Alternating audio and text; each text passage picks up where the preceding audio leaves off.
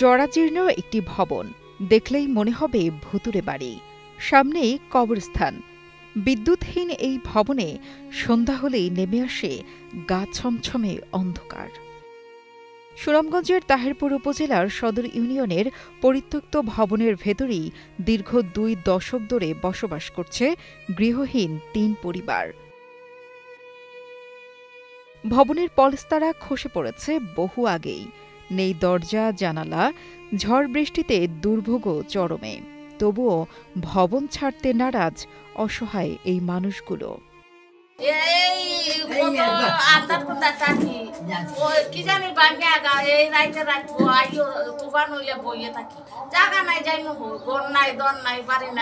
সরকারের যদি গরু দে আমরা এখানে রিস্ক থাকি অত কষ্ট করে থাকি কি লাভ, তার জায়গা জুগা পাইলে গদ্দর পাইলে আমরা যাই।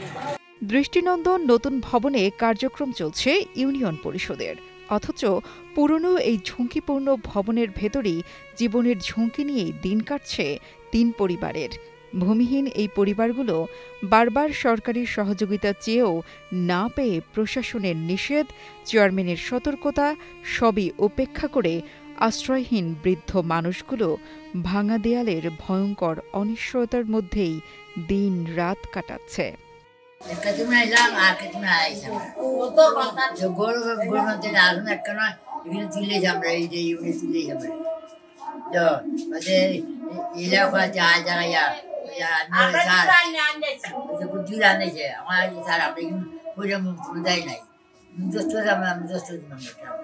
বাংলাদেশের প্রথম ইমিউনিটি বুস্টার সমৃদ্ধ ফ্যান্টাস্টিক হ্যাপি এনার্জি বিস্কিট। আমি যেন আমার ঘর বাড়ি নাই, আমি এই জন্য আওয়ার পরে লিখিত দিয়েছে আমি বাড়ি যেতাম গা, লিখিত দিয়েছে যে আমি বুঝি আমি যাইতাম। পরে আইলো দারোগা সাহেব বললো তোমরা এই ঘরে থাকতে পারবে না, যাবে না বলে না, এই ঘরে যদি আমি মারা যায় তো যাই কোনো যায় না, যদি জায়গা জুগা ভাই আল্লাহ মানে মিলায় আমি গোদ্দার পাইলে আমি যাবি গা। এই জন্য মরা, এটা তো মরার একটা রিস্ক, এই রিস্কে আমরা আছি। নিরাপদ বাসস্থানের দাবিতে জনপ্রতিনিধি ও প্রশাসনের দোরগোড়ায় ঘুরেও সাড়া মেলেনি। ফলে মৌলিক অধিকার থেকে বঞ্চিত এসব পরিবার ঠাঁই নিয়েছে জীর্ণশীর্ণ ভবনে। মাথা গোঁজার ঠাঁই মেললেও ঝুঁকিতে দিন কাটছে তাদের। স্থানীয়দের আশঙ্কা, দ্রুত নিরাপদ আশ্রয়ের ব্যবস্থা না হলে যেকোনো সময় ঘটতে পারে বড় দুর্ঘটনা। এটি তাহিরপুর সদর ইউনিয়নের একটি 40-45 বছর আগের একটি পরিত্যক্ত পুরানো ভবন। এখানে জীবনের ঝুঁকি নিয়ে 2টি পরিবার বসবাস করে। আসলে তারা সত্যিকারের জীবনকে শতভাগ ঝুঁকির মধ্যে রেখেই স্ত্রী পুত্র সন্তানাদি নিয়ে বসবাস করছে।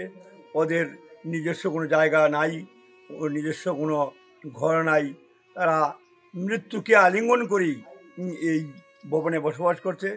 তো আমি তাহিরপুর সদর ইউনিয়ন পরিষদের চেয়ারম্যানের মাধ্যমে কিংবা উপজেলা নির্বাহী অফিসারের মাধ্যমে এই পরিত্যক্ত ভবন থেকে এই লোকগুলোকে সরিয়ে সরকারি কোনো জায়গায় তাদেরকে নিজস্ব ভবন করে দিলে এই 2টি পরিবারের মানুষের দুর্ঘটনার থেকে নিজের জীবনকে বাঁচিয়ে রাখতে পারত এবং তারা ভবিষ্যতে একটা নতুন করে একটা আশার আলো দেখত।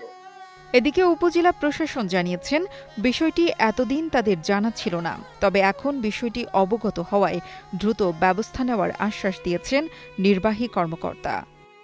আমরা এখন একটা বিষয়ে খোঁজখবর নেব, খোঁজখবর নিয়ে এরপরে যদি দেখি যে সরকারি কোনো অনুদান বা বরাদ্দ থেকে তাদের জন্য কোনো কিছু করা যায় সেটা ব্যবস্থা নেব। ধসে পড়া দেয়ালের ফাঁকেই টিকে আছে তাদের জীবন ও স্বপ্ন। তারা চায় না বিলাসবহুল ঘর, শুধু চায় বাঁচার মতো একটা আশ্রয়, যেখানে ভয় নয়, থাকবে নিশ্চিন্ত নিঃশ্বাস। এখন দেখার বিষয়, সংশ্লিষ্টরা কি দিতে পারবে সেই মাথা গোঁজার একটুখানি ঠাঁই। নুসরাত জাহান কলি, কালের কণ্ঠ।